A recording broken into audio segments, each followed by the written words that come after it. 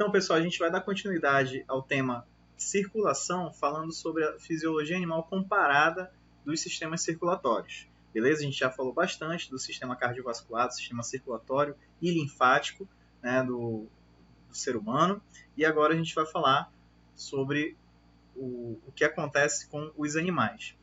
Em primeiro lugar, a gente precisa diferenciar os tipos de sistemas cardiovasculares, né? A gente tem o sistema circulatório aberto, o sistema circulatório fechado. Qual é a diferença? No sistema circulatório aberto, o fluido, né, o sangue lá do bicho, ele vai circular tanto no interior de vasos sanguíneos quanto em contato direto com os tecidos. Ele extravasa dos tecidos e irriga os tecidos lá do bicho. Depois ele volta para os vasos sanguíneos e continua, né, seu percurso no sistema circulatório. Okay? Esse tipo de sistema circulatório aberto ou lacunar, ele ocorre aonde? Nos moluscos, exceto nos cefalópodes, que os cefalópodes têm sistema circulatório fechado, e nos artrópodes, tá bom? Já o sistema circulatório fechado é esse que existe na gente, né? Em que o sangue ele não sai dos vasos sanguíneos. O que sai é parte dos seus fluidos, né, para irrigar os vasos sanguíneos lá, os tecidos lá. Muito bem, mas o sangue ele circula sempre no interior, né, de compartimentos fechados, tanto nos vasos sanguíneos quanto no coração. Ele é mais rápido, né, e mais eficiente, tá bom? Do que o sistema circulatório lacunar. Ele ocorre aonde? Ele ocorre nos anelídeos, nos moluscos, nos moluscos cefalópodes, tá? E todos os vertebrados, beleza?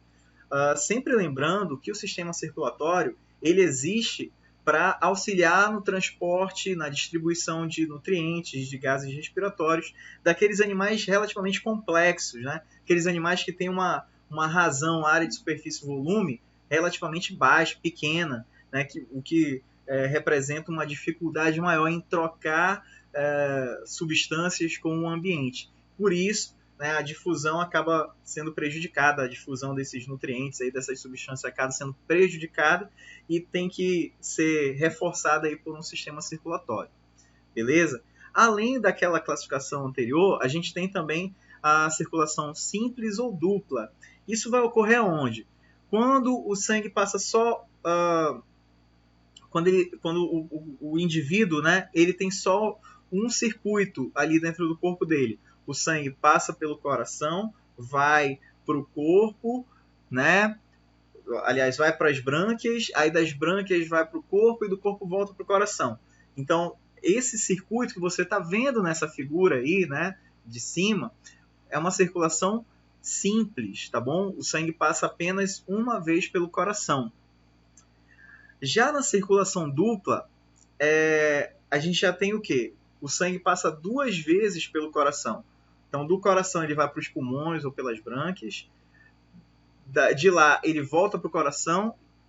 E do coração ele vai para o corpo e volta para o coração de novo. Então, ele vai passar 2 vezes pelo coração. Então, nessa circulação dupla, existem na verdade, 2 circulações. A circulação pequena e a circulação grande, né? Circulação pulmonar, por exemplo, e a circulação sistêmica, no nosso caso. Tá bom? Outro tipo de classificação é com relação às divisões presentes dentro do coração. Tá? Quando o coração tem as 4 cavidades completamente separadas, né, não vai ocorrer a mistura entre sangue venoso e arterial no interior, né, dos ventrículos, né, das cavidades ali cardíacas. Então, essa circulação aí é chamada de circulação completa, tá bom? Já na circulação incompleta, o que acontece? Os ventrículos não estão completamente separados, né?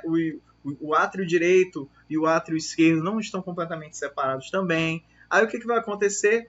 Vai haver uma certa mistura de sangue venoso com sangue arterial, tá bom? É claro que os animais eles adquirem adaptações para minimizar o efeito dessa mistura e muitas vezes quase não ocorre mistura efetiva, embora eles entrem em contato, sangue venoso com arterial, embora eles entrem em contato dentro do coração ali, um com o outro, não ocorre muita mistura por causa da diferença dos fluxos dentro do coração, né, das direções de sangue venoso e sangue arterial. Então eles acabam tendo que se virar e se adaptar a essa circulação incompleta, tá bom? Então vamos começar falando um pouco do sistema circulatório dos invertebrados. Claro que os organismos mais simples, que têm aquela razão área de superfície, volume maior, eles acabam não dependendo de um sistema circulatório para distribuir, para trocar substâncias com o ambiente, tá? Então, no caso dos poríferos, por exemplo, em que eles conseguem manter uma razão área de superfície e volume relativamente alta, que a gente já explicou isso, né? Eles não precisam de um sistema circulatório para auxiliar no transporte de gases e nutrientes. Então, ele não tem sistema circulatório. Essa circulação vai ocorrer ali célula a célula, por difusão, tá bom? Através dos espaços entre as células, com auxílio de amebócitos e do próprio sistema aquífero, né, do animal. E é sempre bom a gente lembrar que o sistema circulatório ele também serve para auxiliar no equilíbrio da temperatura, né, do animal. Beleza? Ele ajuda a dissipar calor, reter calor, enfim. E tem aqueles animais que conseguem produzir calor por conta própria e manter aquela temperatura relativamente constante. E tem aqueles animais que não conseguem, né? Os animais que não conseguem produzir calor suficiente para se manter, né, numa temperatura constante, eles são chamados de ectotérmicos. Né? Então, eles dependem mais das variações de temperatura do ambiente, né, para manter a temperatura corporal ali ideal para sua sobrevivência. São os ectotérmicos. Já os endotérmicos já conseguem produzir calor, né, tem reações químicas e outras adaptações que eles adquiriram para conseguir produzir calor e manter sua temperatura relativamente constante e muitas vezes independente das variações do ambiente, né? E nesse caso a gente está falando de quem? Dos mamíferos e das aves, que são os endotérmicos. O próximo grupo, né, de invertebrados é o grupo dos quinidários, que também não tem sistema circulatório, ok? A circulação vai ocorrer por difusão direta também e com a ajuda da cavidade gastrovascular que esses animais possuem. Também são ectotérmicos. Os plateumintos também não têm sistema circulatório, né? Eles têm uma razão área de superfície e volume bem favorável para manter as trocas de nutrientes por difusão direta ainda. Quando eu falo de difusão direta, é aquela difusão em que ocorre entre a célula e o ambiente externo, tá bom? A difusão indireta ela vai ocorrer aonde? Ela vai ocorrer de que maneira? Da célula, a substância vai passar por um fluido corporal, seja sangue, linfa, enfim, hemolinfa, e desse fluido vai para o meio, para o ambiente. Então existe a difusão direta e a difusão indireta nesse contexto. E no caso do formato dos plateumintos, o formato do corpo dos plateumintos favorece essa troca direta aí por difusão. Tá? Só ressaltando aí que alguns parasitas eles podem apresentar hemoglobina, né, no seu corpo para ajudar a transportar oxigênio. Eles também são ectotérmicos. A maioria, só aves e mamíferos é que serão realmente endotérmicos. Os nematóides ou nemateumintos também não têm sistema circulatório. A difusão, nesse caso, a troca, né, de nutrientes ela vai ocorrer com a ajuda do pseudoceloma. Lembra que os nemateumintos é um grupo de animais pseudocelomados. Então já vai haver ali um espaço chamado pseudoceloma e tem um fluido corporal ali dentro que auxilia, né, no transporte de gases, no transporte de nutrientes, que vai auxiliar aí na difusão indireta, tá bom? Então aí nós já temos a difusão indireta. Alguns grupos podem apresentar hemoglobina também, assim como os grupos de plateumintos, parasitas que vocês viram. Tá? Então, o próximo grupo é o grupo dos anelídeos. Beleza? Esses animais já possuem um sistema circulatório. Esse sistema circulatório vai ser fechado. tá? Simples, o sangue vai passar só uma vez pelo coração e vai ser uma circulação incompleta porque o coração não vai ter divisões ali, né? Átrio, ventrículo direito, ventrículo esquerdo, enfim. Ok? Muito bem. A circulação dos gases, dos excretos e nutrientes vai ocorrer por difusão indireta, tá? Das células, esses fluidos, né? Essas substâncias vão passar para o fluido corporal e do fluido corporal, né, eles podem sair pro ambiente aí, serem eliminados para o ambiente, tá bom? A maioria já apresenta sangue com hemoglobina, tá? Entre outros pigmentos respiratórios, porque tem alguns grupos que apresentam, ao invés de hemoglobina, apresentam também outros pigmentos respiratórios, né? Clorofluorina, emeritrina, enfim. Tá bom? Muito bem. Os artrópodes já têm um sistema circulatório aberto, né, ou lacunar, em que o sangue, né, a hemolinfa, no caso, né? A hemolinfa é o nome que a gente dá para o sangue aí dos artrópodes. Então, nesse sistema circulatório aberto, a hemolinfa vai extravasar dos vasos sanguíneos, vai irrigar ali os tecidos e depois vai retornar, né, para os vasos sanguíneos. Tá bom? Essa circulação vai ocorrer de forma indireta também, de forma bem semelhante ao que aconteceu nos anelídeos. Tá bom? No caso da respiração, da circulação atuar como mecanismo de auxílio, né, de suporte para a respiração, isso não ocorre tanto nos artrópodes, porque a respiração deles, na verdade, não todos os artrópodes, tá? No caso dos insetos, a respiração dos insetos ela é traqueal, né? Então, na respiração traqueal, ela não existe uma ligação muito íntima, né? Uma ligação forte entre o sistema respiratório e o sistema circulatório na respiração traqueal, tá bom? Por quê? Porque aquela rede de canais ali do sistema traqueal, né? Da respiração traqueal, já vai levar o ar, né, direto, né, para os tecidos ali. Então, há muito pouca participação do sistema circulatório na respiração traqueal. Tá bom? Os artrópodes podem apresentar pigmentos respiratórios também, hemoglobina ou hemocianina, né, para auxiliar no transporte de oxigênio. Ok? Beleza, os moluscos, eles já têm uma diversidade um pouquinho maior, né, de sistema circulatório, porque no caso dos cefalópodes, por exemplo, a circulação é fechada, né, simples e incompleta. Já na maioria dos moluscos, a circulação é aberta, né?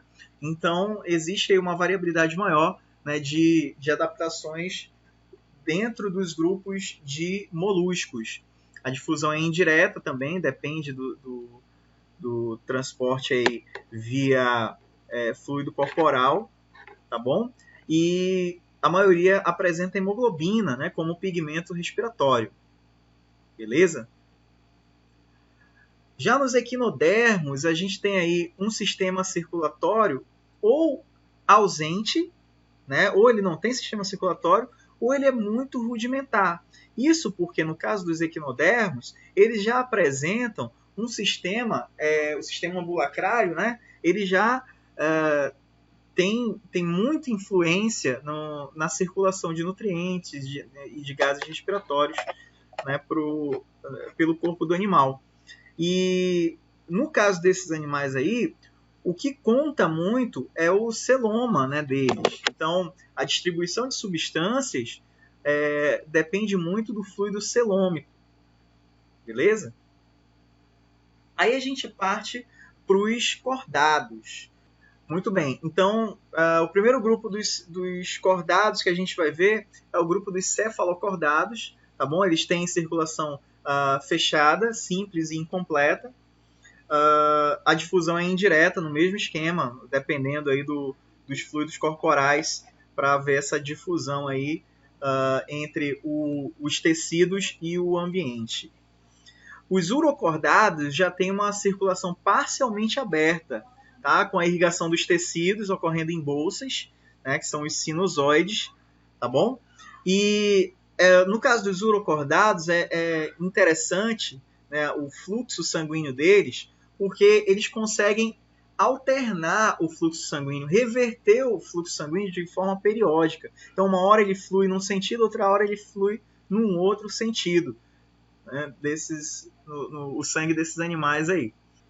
E aí, no caso dos ciclostomados, né, dos agnatos, eles já têm uma circulação fechada, simples e completa, porque não tem mistura entre sangue venoso e sangue arterial lá no ventrículo, né?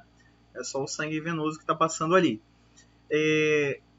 Qual é o fluxo aí que o sangue segue dentro do corpo do animal? Do coração ele vai para as brânquias, das brânquias ele parte para os tecidos, dos tecidos ele volta para o coração. E aí ele repete o ciclo. Ok? Ocorre de forma bem parecida aí nos outros grupos de peixes, né? Peixes ósseos e ósseos actinopterígeos e cartilaginosos, em que a circulação também vai ser fechada, né, simples e completa. Né? O coração vai ter duas câmaras, um átrio e um ventrículo, e vai ter só sangue venoso passando ali dentro dele. Só que aí a situação muda, né, quando a gente fala de peixes pulmonados, porque eles já têm, né, pulmões, as brânquias já estão tendo papel secundário ali na respiração deles, certo? A circulação nesse caso já vai ser uma circulação fechada, dupla e completa, tá bom? Porque ele vai passar para os pulmões, depois ele volta para o coração, depois vai para os tecidos, ok? A partir dos anfíbios, a circulação ela já passa a ser fechada e dupla, ok? Começou lá com os pulmonados, mas aí nos anfíbios isso aí segue como padrão, fechada e dupla. Só que aí anfíbios e répteis já tem uma circulação incompleta, porque há uma mistura entre sangue venoso e arterial lá nos ventrículos, porque eles não são completamente fechados. Exceção a gente vai ter lá nos répteis, nos crocodilianos, a gente tem lá a gente observa um coração com os ventrículos já divididos, beleza? Mas a gente vai já falar dos répteis com calma. Vamos terminar aqui com os anfíbios. Eles já vão ter uma circulação fechada, dupla e incompleta, com 2 átrios e 1 ventrículo. Aí vocês observam no esquema aqui, ó, o coração bem aqui, né, do bicho, e aí os 2 átrios, né, tá aqui o átrio esquerdo e o átrio direito, tá bom? O átrio direito está recebendo sangue venoso, tá mandando aqui para o ventrículo. O átrio esquerdo está recebendo sangue arterial e está mandando aqui para o ventrículo. A impressão que a gente tem é que ocorre muita mistura, né, de sangue venoso com sangue arterial, porém, o próprio coração, a própria fisiologia dos anfíbios já se adaptou para reduzir ao máximo, né, essa mistura. Né? Tem ali vilosidades no coração para evitar, né, muita mistura de sangue venoso com sangue arterial e entre outros mecanismos, né, para tentar melhorar aí o transporte de oxigênio e de nutrientes pelo corpo. Mas a circulação continua sendo incompleta, tá bom? Muito bem. Já nos átrios, já nos répteis, a gente já encontra 2 padrões de circulação. Existe lá, na maioria dos répteis, os não crocodilianos, vamos dizer assim, né? Eles têm 2 átrios, né, e 2 ventrículos, mas 2 ventrículos parcialmente separados, tá bom? Os ventrículos não estão completamente separados. Já nos crocodilianos, esses ventrículos estão completamente separados. Só que a circulação ela continua sendo incompleta lá nos répteis. Por quê? Porque mesmo nos crocodilianos existe uma estrutura que comunica o sangue venoso com o sangue arterial. Eu vou já falar qual é essa estrutura aí. Mas enfim, vamos continuar aqui. Ó. O coração dos répteis tem 4 cavidades, 2 átrios e 2 ventrículos. Na maioria dos répteis, esses 2 ventrículos não estão completamente separados, como você está observando aqui. Ó. ventrículo esquerdo e o ventrículo direito não estão completamente separados, então existe a mistura aí de sangue venoso com sangue arterial. No caso dos crocodilianos, essa divisão já está completamente formada, essa separação entre ventrículo direito e ventrículo esquerdo, como vocês estão vendo bem aqui, tá? E aí o que acontece, professor? Quando o sangue sai do ventrículo esquerdo e do ventrículo direito, do ventrículo esquerdo ele está saindo cheio de oxigênio, tá bom? Ele está vindo dos pulmões, passa do átrio esquerdo para o ventrículo esquerdo e vai, né, ser distribuído então para o corpo, né, cheio de oxigênio aqui. Já do lado direito, ele está vindo do corpo, né, do átrio direito, entra no átrio direito, vai para o ventrículo direito, e daqui ele segue dois caminhos, percebe? Ele pode seguir o caminho aqui da artéria pulmonar, tá bom? Cadê? A artéria pulmonar está aqui, a artéria pulmonar, e aqui um outro caminho que é de um tipo de artéria chamado arco aórtico esquerdo, tá vendo aqui, ó? Então, essa artéria aqui, ela vai levar esse sangue pobre em oxigênio de volta para o corpo, tá vendo aqui? Então, existe aqui esse vaso sanguíneo, né, que pode ainda levar sangue pobre em oxigênio para o corpo, tá vendo? Beleza. E existe ainda aqui uma comunicação, né, da aorta, entre a aorta normal, digamos assim, né, a aorta que está levando o sangue oxigenado, com essa outra aorta que está levando sangue não oxigenado. Essa comunicação é chamada forame de Paniza. O forame de Paniza, ele é uma ponte que liga esses dois vasos sanguíneos aí que estão saindo do ventrículo direito e ventrículo esquerdo. Qual é a ideia, gente? Quando o animal está em repouso, tipo, respirando normal e tal, esse forame de Paniza está fechado. E aí a circulação ocorre do jeito que vocês estão vendo aí, né, sem que ocorra a mistura, né, ali na altura do forame de Paniza. Agora, quando o animal mergulha, quando o crocodilo mergulha, esse forame de Paniza se abre, certo? E aí o sangue arterial que está saindo ali do ventrículo esquerdo, ele vai passar, né, para esse